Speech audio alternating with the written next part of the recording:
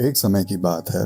पहाड़ियों और हरी भरी हरियाली के बीच बसे एक अनोखे छोटे से गांव में एक पिता और उसका बेटा राज रहा करते थे। राज सपनों और महत्वाकांक्षाओं से भरे दिल वाला एक उज्जवल युवा लड़का था, लेकिन कई युवाओं की तरह वह अक्सर अपनी प्रगति की तुलना दूसरों से किया करता था।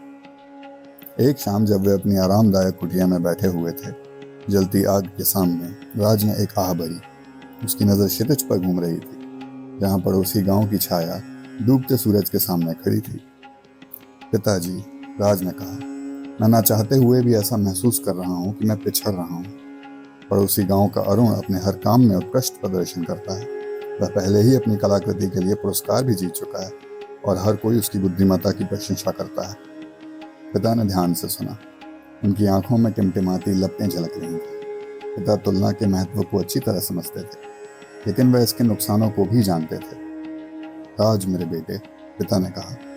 उनकी आवाज नरम लेकिन दृढ़ थी। जीवन दूसरों के खिलाफ एक दौड़ नहीं है, यह आत्मखोज की यात्रा है।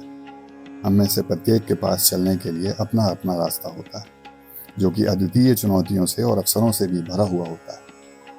उसके बाद वह रुके और आगे बढ़ने से पहले अपने शब्दों को गहराई तक तोला।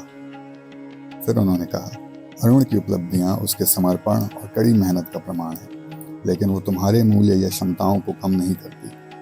आपके पास जो प्रतिभाएं और ताकतें हैं, वो उजागर होने की प्रतीक्षा कर रही हैं, और तुम्हारी यात्रा आगे बढ़ेगी अपनी ही गति से, किसी और की गति से नहीं। राज ने ऊपर देखा। उसकी आंखों में संदेह के बीच आशा की झलक दिख रही थी, लेकिन फिर भी उसके मन में कुछ विचार चल रहे थे। लेकिन क्या होगा अगर मैं कभी अपने लक्ष्य तक नहीं पहुंच पाया? क्या होगा अगर मैं अरुण जितना अच्छा नहीं बन पाया? पिता अपने बेटे के कंधे पर आश्वस्ति भरा हाथ रखकर मुस्कुराए और उन्होंने कहा, तुम्हारा मूल्य दूसरों की उपलब्धियों से नहीं मापा जाता राज।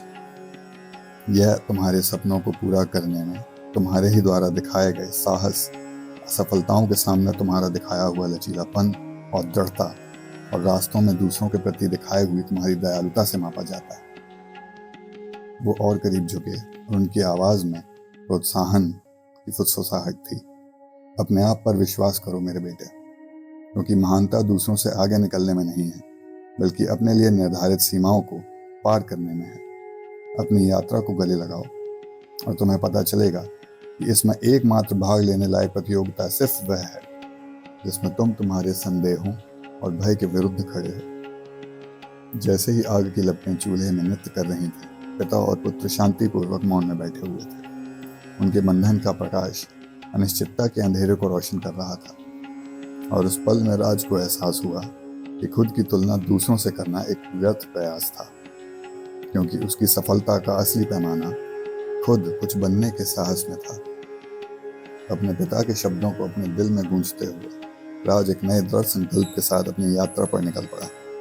अपना रास्ता खुद बनाने और आगे आने वाली अनोखी यात्रा को अपनाने के लिए वो अब तैयार था। मित्रों, इस कहानी में राज की तरह हमने भी कभी न कभी जीवन में अपनी तुलना किसी न किसी से अवश्य की है। पर क्या वह सही है?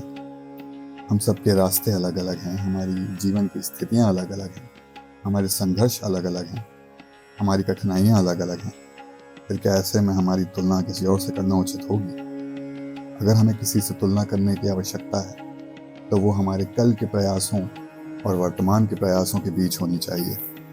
हमें अपनी तुलना किसी और के बजाय सिर्फ स्वयं से करनी चाहिए कि हम कल क्या थे और हम आज क्या हैं।